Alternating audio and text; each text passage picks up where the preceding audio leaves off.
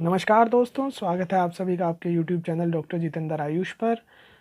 आज की जो वीडियो है दोस्तों, वो हम इस वीडियो में बताने जा रहे हैं आपको कि यदि आपको किसी भी प्रकार की समस्या हो जो इससे लक्षणों से जुड़ी हुई है, तो उसमें वैज्ञानिक तौर से कौन-कौन सी दवाइयाँ बहुत गुणकारी हैं और कौन-कौन सी दवाइयाँ आप अपने फर्स्ट एड बॉक्स में भी रख सकते हैं।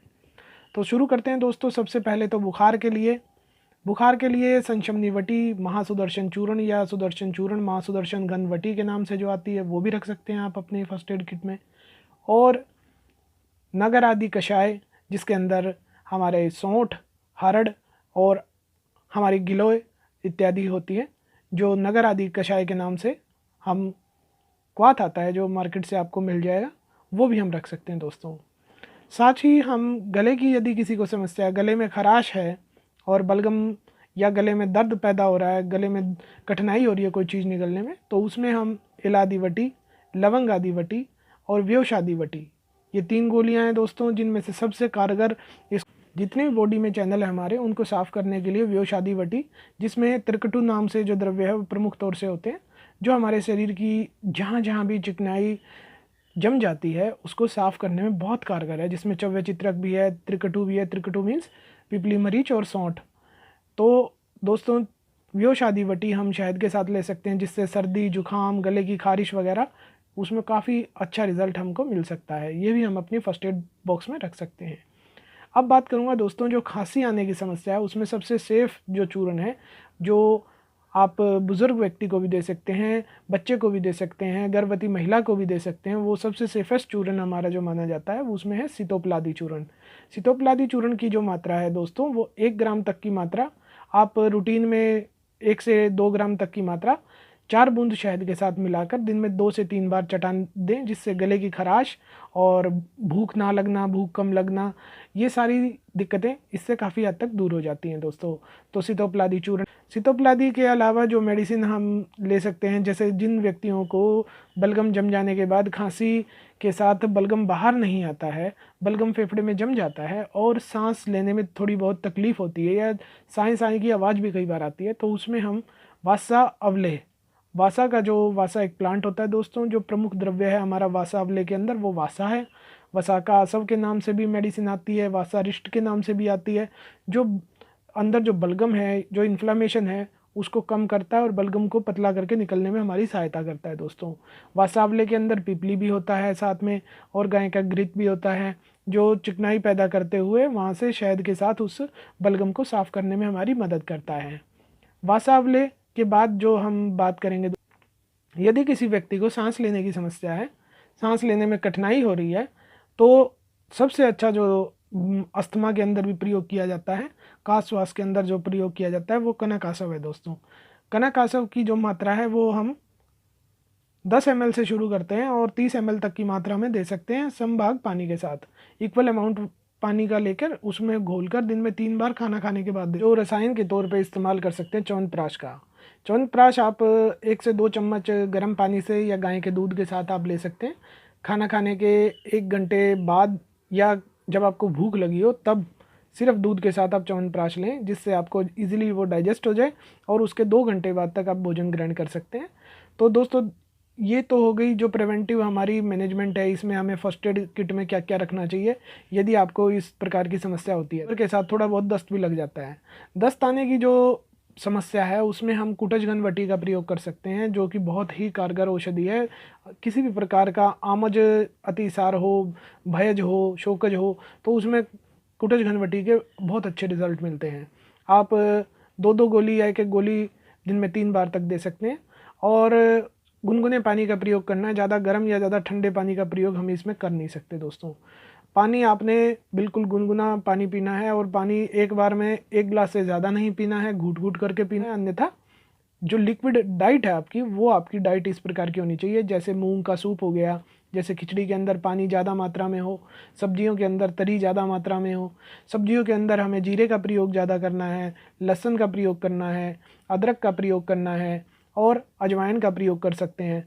थोड़ी थोड़ी मात्रा में ये जो मसाले हैं हमारे लिए बहुत ही गुणकारी औषधि हैं, हमारी जो आम की समस्या है, जो बलगम की समस्या है, उसको ठीक करने के लिए, साथ ही हमारे शरीर की इम्यूनिटी बढ़ाने के लिए। तो दोस्तों इस प्रकार हम अपनी डाइट को बनाएं और इस तरह हम यदि हम अपनी फर्स्ट एड में ये मेडिसिन रखते हैं। अब मैं आपको बताने जा रहा हूं दोस्तों, जो ठीक होने के बाद जिन लोगों को वीकनेस रहती है वो क्या क्या सावधानियां रखें और कौन कौन सी मेडिसिन से उनको लाभ मिल सकता है, वो आप अपनी प्रैक्टिस में यूज़ कर सकते हैं। जैसे कि जो अश्वगंधा हमारी मेडिसिन है उसके बहुत अच्छे रिजल्ट हैं यदि गिलोय के साथ और मुलेठी के साथ इसका प्रयोग किया जाए।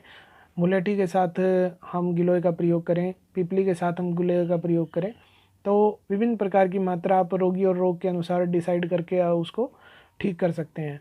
साथ ही अश्वगंधा के जितने भी डेरिवेटिव हैं, चाहे अश्वगंधा पाक हो, अश्वगंधा लेह हो, या अश्वगंधा के क्वाथ हैं या चूर्ण हैं, या शीर कल्पना से भी अश्वगंधा का पाक करके आप उसको दे सकते हैं, जिसके बहुत अच्छे रिजल्ट हैं। और च्यवनप्राश का जो प्रयोग है दोस्तों वो हर कंडीशन में हम कर सकते हैं, प्रोफाइलेक्टिक तौर पे भी, कि भाई अगर आपको इन्फेक्शन होने के बाद जो वीकनेस है वो ठीक नहीं हो रही है तो आप च्यवनप्राश का प्रयोग ज़रूर करें। और जितने भी सावधानियों के साथ साथ खाने के संबंधी विशेष रूप से मसालों का प्रयोग, सीज़न के जो फ्रूट और सब्जियां हैं उनका प्रयोग। यदि आपको बुखार है तो आपको फ्रूट्स कच्चे नहीं लेने चाहिए, आपको सूप पे जाना चाहिए, गर्म पानी का प्रयोग करना चाहिए, गर्म चीज़ों का प्रयोग करना चाहिए, क्योंकि ये कफ से संबंधित रोग है, इसके अंदर बलगम जमता है।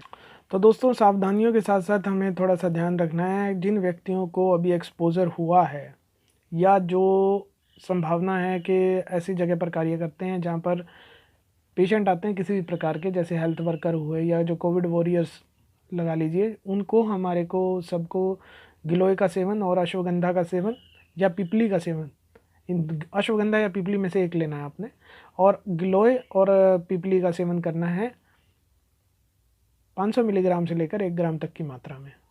और जो जिन लोगों को कोविड वगैरह है, कमजोरी है, उसके अंदर आप सेवन कर सकते हैं। और अर्जुनारिष्ट का प्रयोग कर सकते हैं ओल्ड एज में, साथ में भी प्रयोग कर सकते हैं, लेकिन जिन लोगों को वीकनेस ज़्यादा है तो उसमें अर्जुनारिष्ट का बहुत अच्छा प्रयोग है दोस्तों। अर्जुनारिष्ट जो अर्जुन हम प्लांट से बनता है, मुख्य द्रव्य उसका अर्जुन होता है। और साथ ही हम अश्वगंधारिष्ट या अश्वगंधा का प्रयोग कर सकते हैं जिनको ऐसे है।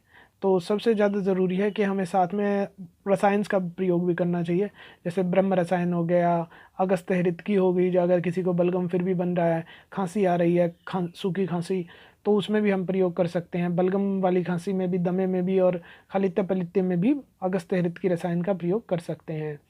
साथ ही दोस्तों हमें अश्वगंधा का प्रयोग यदि करना है तो उसको साथ हमें शीतवीर्य औषधियाँ भी इस मौसम में देनी पड़ेंगी, क्योंकि अश्वगंधा कई लोगों को गर्मी कर जाता है, जैसे कि हल्दी भी गर्मी कर जाती है, परंतु जब हम उसको घी में भूनकर और फिर गोल्डन मिल्क बनाते हैं तो कोई दिक्कत नहीं होती और बहुत ही सेफ और अच्छी दवाई बनती है।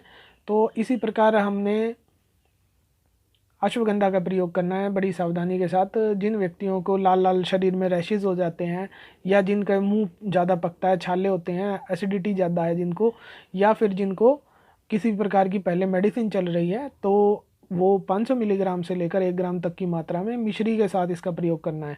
डायबिटीज़ वाले व्यक्ति इसको सेवन कर सकते हैं आंवले के चूर्ण के साथ अश्वगंधा का सेवन। और जो नॉर्मल व्यक्ति हैं, कोई भी व्यक्ति, वो डायरेक्ट भी कर सकते हैं, मिश्री के साथ, दूध के साथ इसका सेवन करा सकते हैं। साथ में गिलोय दे सकते हैं, गिलोय सत्व दे सकते हैं, गिलोय चूर्ण दे सकते हैं, शमशमनी वटी या गिलोय गिडुची गन जो वटी आती है वो भी दे सकती हैं, गिलोय गनवटी के नाम से जो मार्केट में अवेलेबल है वो भी दे सकते हैं। तो इस प्रकार हम शुरुआती दौर से भी, बीज के तौर पर भी जब, तो दोस्तों अब कुछ घरेलू उपाय आपको बताते हैं जिसके अंदर हम प्रयोग कर सकते हैं। मुलेठी जो हमारे पास जो मूल के रूप में हमारे को मिलती है, तने से लकड़ियाँ जो हम बाज़ार से लाते हैं, ये उसका चूर्ण बना सकते हैं। बाज़ार से बना बनाया चूर्ण मुलेठी का ले लीजिए। और साथ में हमें लेनी है काली मिर्च, 1 ग्राम हमने काली मिर्च लेनी है और 10 ग्राम हमें मुलेठी का चूर्ण लेना है।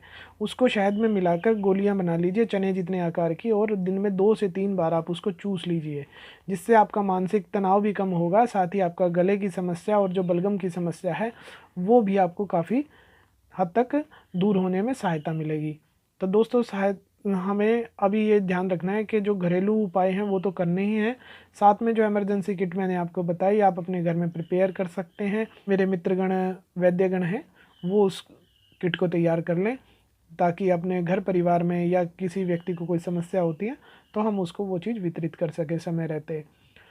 अब हम बात करेंगे दोस्तों जो बच्चों के लिए रसायन कर्म जिससे बच्चों की इम्यूनिटी बढ़े उसके अंदर, जैसे कि बाल चतुर्भुद्र चूर्ण जो आता है, बाल चतुर्भुद्र सिरप के नाम से भी एक सिरप आती है बाल चतुर्भद्र के नाम से, जिसमें 4 चीज़ों का मिश्रण होता है दोस्त। साथ ही हम अरविंद आसव का भी प्रयोग कर सकते हैं और सितोपलादी चूर्ण का भी प्रयोग कर सकते हैं। बलगम की जो समस्या है यदि बच्चों को, तो उसमें बच्चों को सावधानी पूर्वक हम भांप दे सकते हैं। स्टीम लेने की जो प्रक्रिया है दोस्त, मैंने फेसबुक पर और यूट्यूब पर कई लोगों को ज्ञान बांटते हुए देखा, तो मुझे काफ़ी ये लगा कि हमारे जितनी भी फॉलोइंग है, जो हमें देख रहे हैं लोग, वहाँ तक ये बात पहुँच जाए कि जो भांप लेते समय आप नाक से भांप लेते हैं और छोड़ते समय जब मुंह से छोड़ते हैं, वो एक सामान्य क्रिया है आयुर्वेदिक चिकित्सा के अनुसार। लेकिन जब आप मुंह से भांप लेकर, हमें नाक से भांप नहीं छोड़नी चाहिए। जो भी गर्म धुआं या भांप होती है वो हमारे अंदरूनी आँख के हिस्से को लगती है और वो वहाँ से नुकसान देती है। तो भांप एक बहुत ही सेफेस्ट मेथड है, परंतु उसको सही तरीके से लेना ज़रूरी है। तो भांप की क्रिया, जब हम भांप लेने की क्रिया कर रहे हैं तो हमें सावधानी पूर्वक ये रखना है कि हमें एक चौड़े मुंह वाले बर्तन के अंदर हैंडल युक्त कोई बर्तन हो, जैसे जग इत्यादि का प्रयोग हम कर सकते हैं। उसमें गर्म पानी डालकर 2 गिलास तक उसमें पुदीने के पत्ते और अजवाइन के दाने डालकर हम 4 गिलास पानी को गर्म कर लीजिए, अच्छा खोलता हुआ पानी उसमें डालकर फिर हम बैठकर आराम से भांप लें। और सांस की जो क्रिया है उस पर ज़रूर ध्यान रखें, क्योंकि जो उसके कॉमनली जो साइड इफ़ेक्ट हैं वो अभी नहीं दिखेंगे, वो बाद में दिखते हैं। क्योंकि जब हम भाप ज़्यादा लेते हैं तो उससे हमारे स्किन रैशेस भी हो जाते हैं, कई बार गर्मी ज़्यादा हो जाती है शरीर के अंदर। वो आयुर्वेद के अंदर जो स्वेदन क्रिया है दोस्तों, उसी से जुड़ी हुई है। एक अंग स्वेदन जो हमारा उर प्रदेश है, छाती का हिस्सा है या सिर का प्रदेश है, वहाँ पर हम स्वेदन ही कर रहे हैं। जो कफ वहाँ पर जमा हो गया है उसको गर्म हवा जो भाप है उसके माध्यम से उसको मेल्ट कर रहे हैं। तो बहुत ही कारगर उपाय है आज के अंदर जो स्टीम हम ले रहे हैं, लेकिन उसमें इस सावधानी की ज़रूरत है कि हमें ज़्यादा देर भाप भी नहीं लेनी है। दिन में 2 से 3 बार तक भाप लेनी है और 5 मिनट बहुत होता है, इनफ होता है। यदि आप सही पानी की मात्रा लेकर और सही टेम्परेचर पर उसकी स्टीम ले रहे हैं, 5 से 8 मिनट तक की स्टीम आप लें। और सावधानी ज़रूर ये ध्यान में रखें कि आपको मुंह से सांस लेते हुए नाक से नहीं छोड़नी है। यदि हम नाक से भाप छोड़ते हैं तो हमारी आंखों पर उसका दुष्प्रभाव आता है, क्योंकि वो हीट कंटेंट होता है जो हमारी आंखों को अंदर से इफेक्ट डालता है। तो हमारे को ये ध्यान रखते हुए भाप लेनी है। और साथ ही क्वाथ का प्रयोग भी करते रहें, दिन में 1 बार क्वाथ का प्रयोग ज़रूर करें। काढ़ा बनाने की विधि, काढ़ा बनाने का प्रयोग सारे मैंने आपको वीडियो पहले भी मैं आपको बता चुका हूँ, वो मेरी इस वीडियो की डिस्क्रिप्शन लिंक से आपको मिल जाएंगे दोस्तों। सब्जियों का जो प्रयोग है, सीजनल जो फ्रूट्स हैं, सीजनल जो वेजिटेबल्स हैं, उसका हमें प्रयोग करना चाहिए। बाज़ार से जब भी जाएँ आएँ तो अपनी जो कोविड की बचाव रोकथाम की सावधानियाँ हैं उनको हम ज़रूर अपने जीवन में अमल में लाएं। और साथ ही हमारे को ज़रूरत है कि जो मसाले हैं उनका प्रयोग हमें ज़रूर करना है।